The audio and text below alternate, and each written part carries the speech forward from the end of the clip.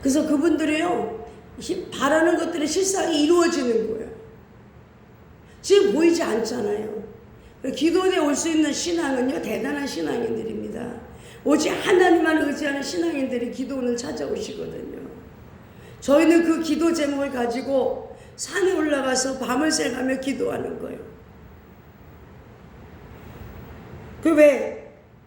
그러면 그분들은 뭐부터 하냐면 감사부터 하는 거예요. 감사부터.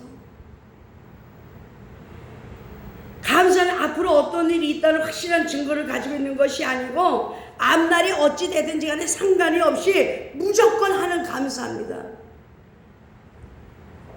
첫 번째로 내일 일을 알지 못하기 때문에 감사해야 되는 거예요. 감사해야 돼요. 저희 이영순 집사님이 이렇게 이번에 월급 타는데요, 월급도 타고 수당도 타고 맨날 이 집사는 진짜 하나님께 감사 줄 것밖에 없어요. 근데 그 아들 이름으로 감사부터 해라. 하나님 이렇게 시키시는 거예요. 감사부터 해라. 왜? 내일 일을 알지 못하기 때문에, 그 아들이 어떤 일이 일어날지 모르기 때문에 감사부터 해야 된다. 빌립보서 4장 6절에 보니까 아무것도 염려하지 말고 오직 모든 일을 기도와 간구로 너희 구할 것을 감사함으로 하나님께 아뢰라 그러셨어요. 해결되는 것이 아니기 때문에 뭐 염려한다고 해결됩니까? 아닙니다. 사람이 염려를 하는 것은 앞날에 어떤 일이 있을지 알 수 없기 때문에 하는 것인데, 우리는 내일 일을 알지도 못해요. 알아도 해결할 방법이 없어요. 지금 우리나라 봐봐요. 코로나로 인해서 매일같이 연락 오는 게 고향 가지 말라고. 코로나 때문에 고향 가지 말라고 하는 거예요. 저한테는 맨날 같이 대면 예배 드리지 말고 비대면 예배 드려라. 단체 식사하지 말아라. 이렇게 맨날 문자가 오는 거예요. 그래서 내가 뭐라 그러냐면, 대면 예배 드리려도 이제 성도 다 떨어지고 없어요. 그렇게 제가 대들었어요. 지금 우리가 내일 어떻게 될지도 모르는 시대에 살고 있어. 예? 여러분이 어디 시장 갔다가 코로나 걸린 사람을 접했다면 또 코로나 걸려요. 목욕탕에 갔다가 목욕탕에 코로나 걸린 사람이 있다면 거기서 걸려요. 미장원에 갔다가 코로나 걸린 사람이 만나면 또 걸려요. 그러니까 염려한다고 되는 게 아니에요. 미리 감사부터 하고 보는 거예요. 염려는 주께 맡기고 감사하는 믿음으로 주님께 기도하면서 매일 좋은 일이 일어날 줄 믿고 감사하는 생활을 해야 되는 거예요. 내일의 평안과 안전을 주께로부터 보장을 받는 것이, 내일의 평안과 보장을 받는 것이 감사예요. 하나님께서 가장 싫어하는 것이 있다면 불신앙적인 염려하며 걱정하는 입니다. 그래서 주님은 말씀하시기를 그러므로 내일 일을 염려하지 말라. 내일 일은 내일 염려할 것이요 한날 괴로움은 그날의 족하니라 하셨어요. 우리는 세상의 염려와 걱정을 해결하기 위해 오늘 모든 노력을 기울이지만 내일은 언제 다시 다가오며, 따라서 내일의 문제는 결코 오늘 다 처리할 수가 없어요.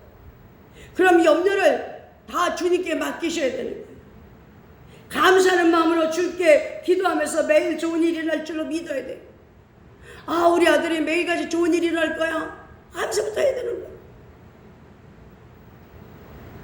감사하는 생활에서 내일의 평안과 안전을 주께로부터 보장을 받는 게 감사예요. 하나님께서 가장 싫어하는 것이 있다면 불신앙적 염려, 걱정하는 것입니다. 그래서 주님 말씀하시기를 그러므로 내일 일을 염려하지 말라. 응? 내일 일은 내일 염려할 것이요 한낱 괴로움은 그날의 족하니라. 예수님께서 제자들에게 오늘의 은혜는 오늘의 족하고 새로운 날을 맞이하면 새로운 은혜를 힘입어 살아갈 것을 암시했습니다. 즉 내일의 염려는 내일의 새 은혜로 감당해야 하는 거예요. 진정 내일의 주인은 고뇌는 인간이 아니라 은혜로 승리하시는 하나님이 되셔야 되는 거예요. 인간이 아무리 염려하고 탄식해도 아무런 효과가 없기 때문에 오늘까지 지켜주신 하나님을 믿고 지금까지 지켜주심을 감사하는 생활이 내일의 주님의 도우심을 받을 수 있는 최선의 길인 거예요. 두 번째는 장래를 주께 맡기고 감사부터 해야 되는. 아무것도 염려하지 말고 오직 모든 일에 기도와 간구로 너희 구할 것을 감사함으로 하나님께 아뢰라 그러셨어요. 이는 감사하는 마음으로 주님께 기도하는 것입니다. 감사와 기도가 병행할 때에 그 기도에 효과가 있다는 거예요. 바울이 말하기를 범사에 감사하라 이는 그리스도 예수 안에서 너희를 향하신 하나님의 뜻이니라. 감사하는 마음으로 구하는 것이 하나님 뜻대로 하는 기도가 된다는 것입니다. 음식에 소금이 빠지면 맛이 나지 않는 것과 같이 신앙생활과 기도에 감사가 빠지면 맛이 나지 않아요. 어떤 사람은 감사를 안 해요. 신앙생활에 있어서 맛이 나지 않는 것입니다. 성도가 은혜를 받는 길은 첫 번째 감사 기도를 해야 돼요. 두 번째 감사의 기도며 세 번째 감사의 기도예요. 첫째도 둘째도 세 번째도 감사를 기도해야 돼요. 그래서 내일 일을 알지 못하는 상태에 있기 때문에 감사한 마음으로 기도하는 것이 만일 최선의 방법인 거예요.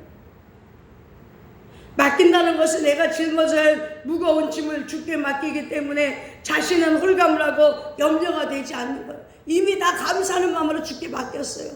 맡아주시니 얼마나 감사해. 내 문제를 맡아주시니. 그래서 감사한 내일의 불안도 몰아내고 걱정도 몰아내며 모든 문제도 해결하는 방법이 되는 것입니다. 세 번째는요, 우리 문제를 해결해 주실 것을 믿고 감사해야 돼. 7절에 뭐랬어요? 그리하면 모든 지각에 뛰어난 하나님 평강이 그리스도 예수 안에서 너희 마음과 생각을 지키시리라. 하나님 평강 인간 스스로 만들어내거나 누릴 수 있는 것이 아닙니다. 인간이 이해를 초월하는 것이라면 치유하라는 것이라 의미인데, 하나님 평강을 염려하지 않고 기도와 감사로 하나님께 아릴 때 그 기도의 결과를 오늘 하나님의 선물인 거예요.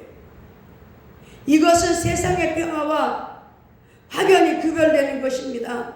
세상의 평화는 일시적이고 표면적이지만 하나님 평화는요, 평강은 영원하고 본질적이며 완전하기 때문에 그래요.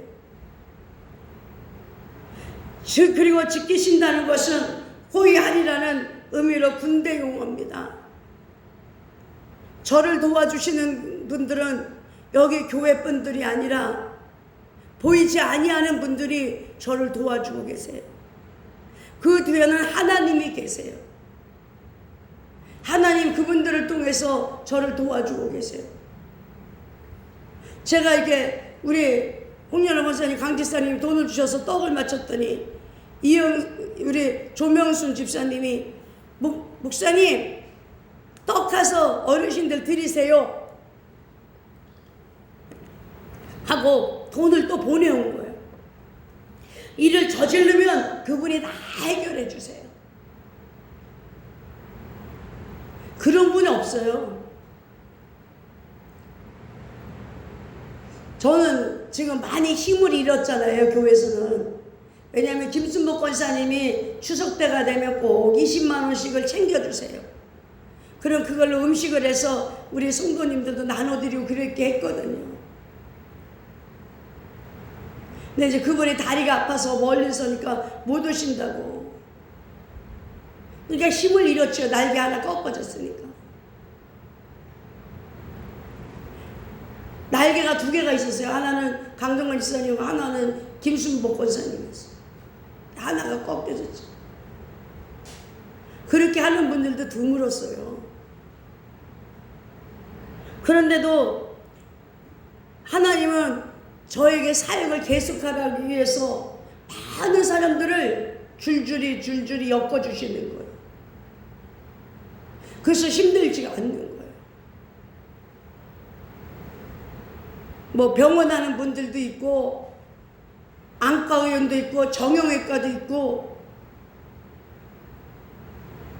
목사님들도 계시고 요양보호사들도 계시고 다 있으세요.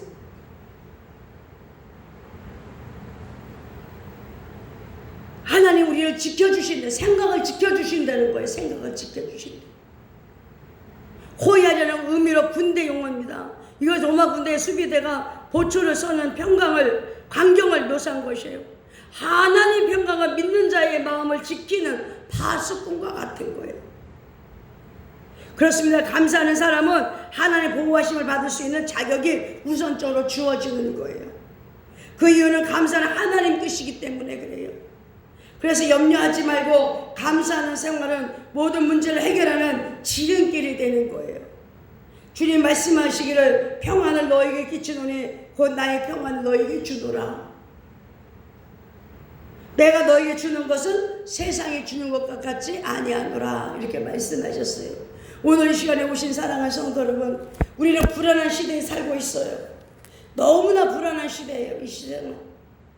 이 세상이 너무나 불안한 시대이기 때문에 매일같이 감사의 기도를 하나님께 올려드려야 될 줄로 믿습니다. 기도드리겠습니다.